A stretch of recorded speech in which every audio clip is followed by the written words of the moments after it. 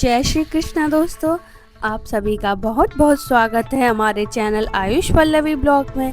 आज का दिन हमारे लिए बहुत ही खास और यादगार होने वाला है, क्योंकि आज हम जा रहे हैं भगवान श्री कृष्ण की नगरी द्वारिका, जहां विराजमान है पूरे विश्व के करोड़ों भक्तों के आराध्य श्री द्वारिकाधीश भगवान। दोस्तों, जैसे जैसे हम द्वारका शहर की ओर बढ़ रहे हैं, वैसे वैसे मन में अलग ही उत्साह और श्रद्धा का भाव जाग रहा है। चारों तरफ भक्ति का वातावरण, मंदिर की घंटियों की आवाज, जय श्री कृष्ण के जयकारे और भक्तों की भीड़, ऐसा लग रहा है जैसे हम किसी दूसरी ही दुनिया में प्रवेश कर चुके हैं। द्वारिका केवल एक शहर नहीं है, बल्कि यह भारत की सबसे पवित्र धार्मिक नगरियों में से एक है। इसे भगवान श्री कृष्ण की राजधानी माना जाता है। चारों धामों में शामिल यह पवित्र धाम हर सनातनी के लिए विशेष महत्व रखता है। दोस्तों, क्या आप जानते हैं कि इस पवित्र नगरी को द्वारिका क्यों कहा जाता है?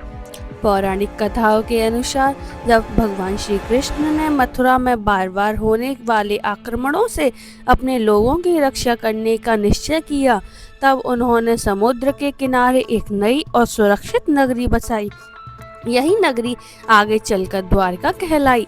इसे भगवान श्री कृष्ण का राजमहल और उनकी राजधानी माना जाता है। कहा जाता है कि इस दिव्य नगरी का निर्माण स्वयं विश्वकर्मा जी, जो देवताओं के शिल्पकार माने जाते हैं, ने भगवान श्री कृष्ण के अनुरोध पर किया था।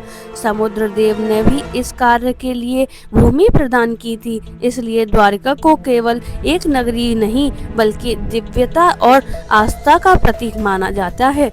अब यदि इस मंदिर की बात करें तो इसे जगत मंदिर भी कहा जाता है।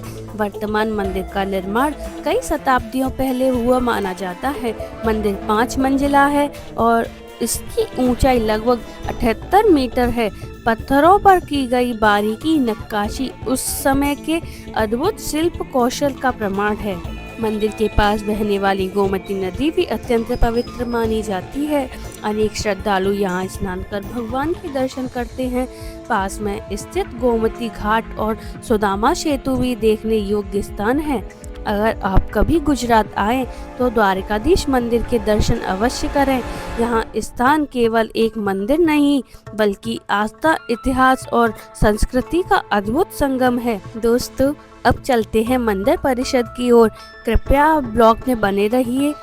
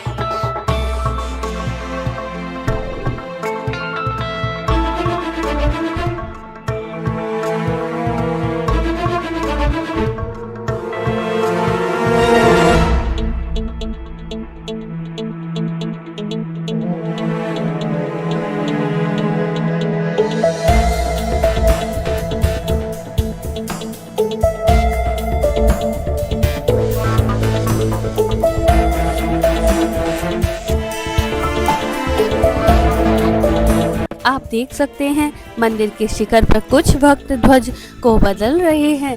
बताया जाता है कि इस ध्वज को प्रतिदिन 5 बार बदला जाता है और बताया जाता है इस ध्वज के दर्शन मात्र से सभी भक्तों के मन की इच्छा पूरी होती है।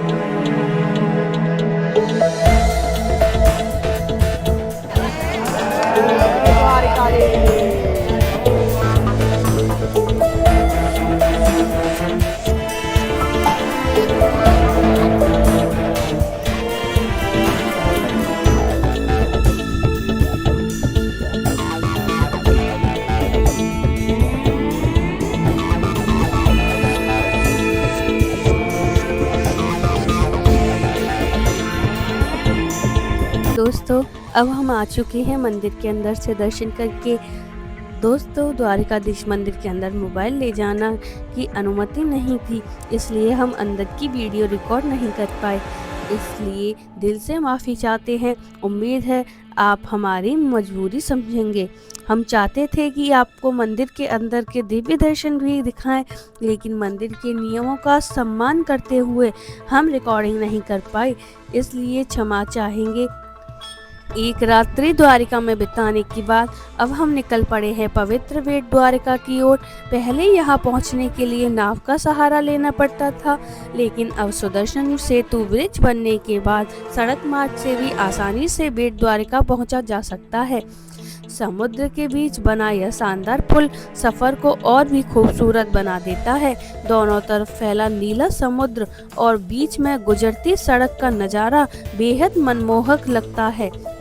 मान्यता है कि बेट द्वारिका भगवान श्री कृष्ण का निवास स्थान था, इसलिए इस स्थान का धार्मिक महत्व बहुत अधिक है। आइए अब हम आपको बेट द्वारिका के दिव्य दर्शन कराते हैं। दोस्तों ब्लॉग में बने रहिए।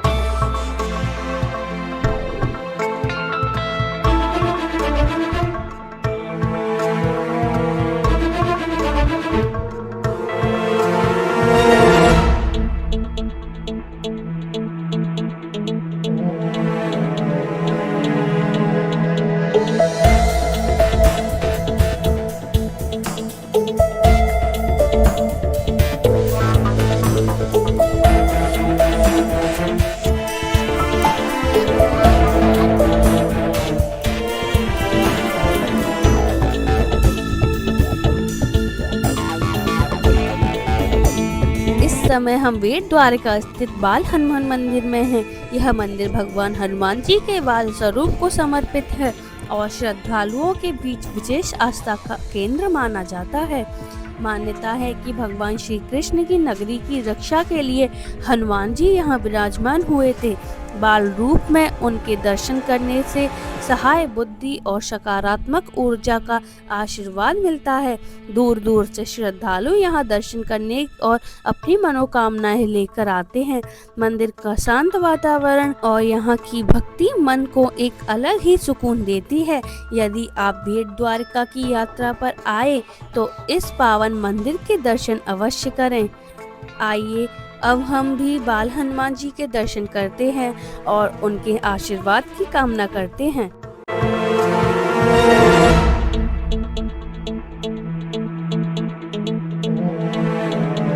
हम जा रहे हैं पवित्र बेट द्वारिका मंदिर, जिसे भगवान श्री कृष्ण का वास्तविक निवास स्थान माना जाता है। पौराणिक मान्यताओं के अनुसार भगवान श्री कृष्ण द्वारिका के राजमहल से यहाँ आकर अपने परिवार के साथ समय बिताते थे। यही वह स्थान है जहाँ उनके परम मित्र सुदामा उनसे मिलने आए थे और श्री कृष्ण ने उनका बड़े प्रेम और सम्मान से स्वागत किया था। दोस्तों, द्वारकाधीश मंदिर की तरह बेट द्वारका में भी मोबाइल ले जाना अलाउड नहीं था, इसलिए हम वीडियो नहीं बना पाए। अब हम जा रहे हैं गोपीनाथ मंदिर गोपी कुंड की ओर।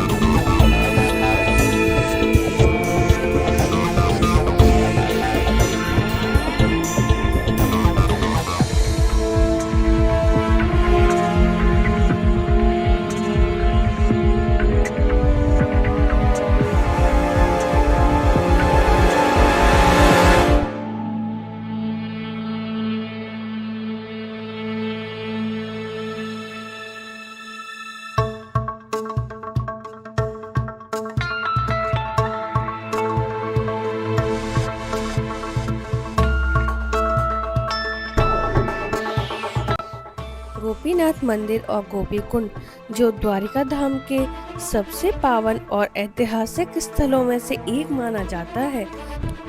पौराणिक मान्यताओं के अनुसार जब भगवान श्री कृष्ण ने अपना पृथ्वी अवतार पूर्ण किया, तब वृंदावन की गोपियां उनसे मिलने यहाँ पहुंची। श्री कृष्ण से विरह सहन न कर पाने के कारण उन्होंने इसी पवित्र कुंड में स्नान किया और भगवान में लीन हो गईं। इस कारण इस स्थान का नाम गोपी कुंड पड़ा। यहाँ की पवित्र मिट्टी को गोपी चंदन के नाम से कहा जाता है, जिसे वैष्णव परंपरा के अत्यंत पवित्र माना जाता है और श्रद्धालु आज भी इसे अपने मस्तिष्क पर तिलक के रूप में लगाते हैं। गोपीनाथ मंदिर का शांत वातावरण और गोपी कुंड के दिव्यता हर भक्त को भक्ति और श्रद्धा से भर देती है। यहाँ कुछ पल बिताने मात्र से मन को अद्भुत शांति का अनुभव होता है। अगर आप द्वारिका धाम की यात्रा पर आए हैं तो गोपीनाथ मंदिर और गोपी कुंड के दर्शन अवश्य करें। यह स्थान श्री कृष्ण और उनकी परम भक्त गोपियों के अटूट प्रेम और भक्ति की अमर कहानियों को जीवित करता है।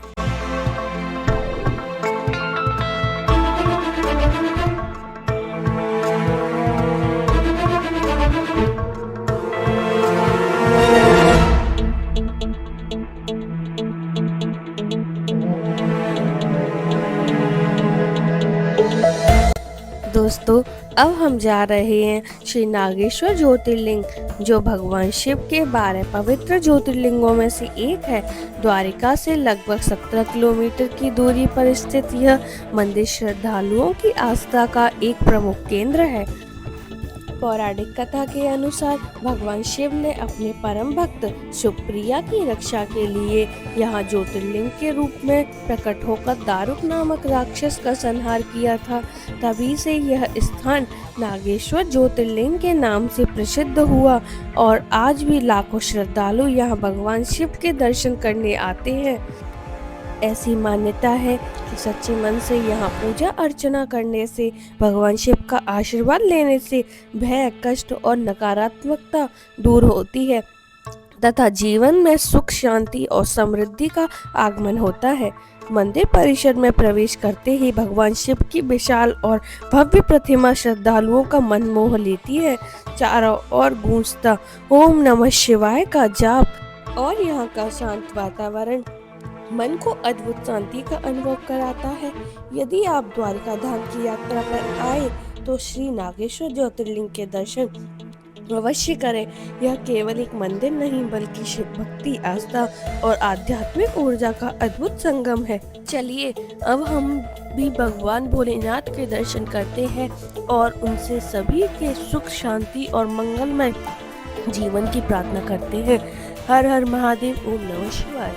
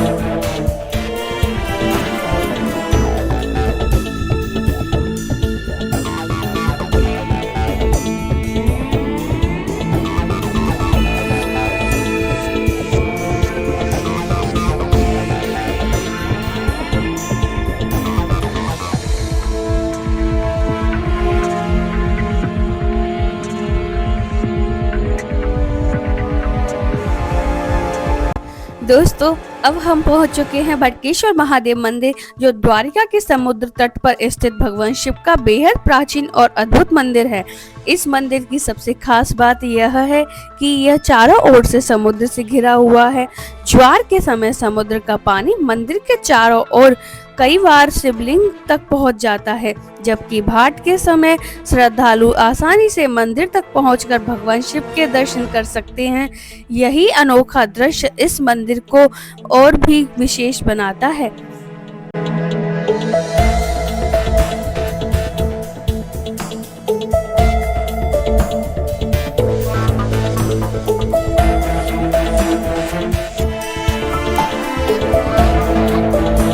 यहाँ समुद्र की लहरों की मधुरता, आवाज, ठंडी हवाएं और भगवान शिव की दिव्य उपस्थिति मन को गहरी शांति का अनुभव कराती है। ऐसा लगता है जैसे स्वयं प्रकृति भगवान भोलेनाथ का जल अभिषेक कर रही हो। अगर आप द्वारिका धाम की यात्रा पर आए तो भटकेश्वर महादेव मंदिर के दर्शन जरूर करें। यहाँ की प्राकृतिक सुंदरता और आध्यात्मिक वातावरण इस यात्रा को हमेशा के लिए यादगार बना देते हैं। हर हर महादेव मित्रों।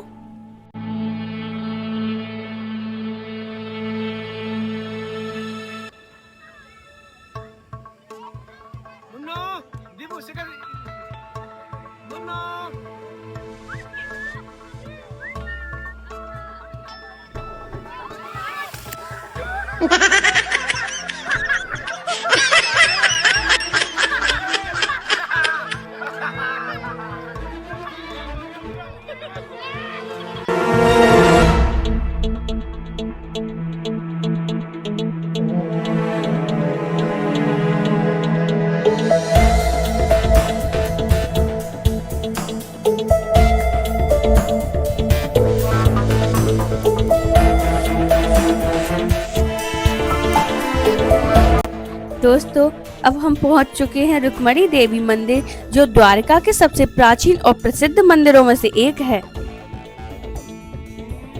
दर्शन करो तो आपका आधा तीर्थ और माता रुक्मिणी का दर्शन करो तो आपका आधा तीर्थ। जब दोनों दर्शन करो द्वारिका की यात्रा का पूर्ण फल मिलता है। भगवान की अष्टपटानी पे बड़ी रानी। यह मंदिर भगवान श्री कृष्ण की पत्नी माता रुक्मणी से को समर्पित है और द्वारकाधीश मंदिर से लगभग 2 किलोमीटर की दूरी पर स्थित है। पौराणिक कथा के अनुसार एक बार महर्षि दुर्वासा भगवान श्री कृष्ण और माता रुक्मणी के साथ यात्रा कर रहे थे। रास्ते में माता रुक्मणी को प्यास लगी तो भगवान श्री कृष्ण ने अपने चरणों से गंगा जल प्रकट कर उनकी प्यास बुझाई, लेकिन महर्षि दुर्वासा से अनुमति लिए बिना जल पी लेने के कारण वे क्रोधित हो गए और उन्होंने श्री कृष्ण और रुक्मणी जी को अलग रहने का श्राप दे दिया। इसी कारण यह मंदिर द्वारिकाधीश मंदिर से अलग स्थान पर स्थित माना जाता है। इस मंदिर की सुंदर नक्काशी, शांत वातावरण और आध्यात्मिक ऊर्जा श्रद्धालुओं को अपनी ओर आकर्षित करती है। यहाँ आने वाले भक्त माता रुक्मणी के दर्शन कर सुख, समृद्धि और दाम्पत्य जीवन में प्रेम का आशीर्वाद मांगते हैं।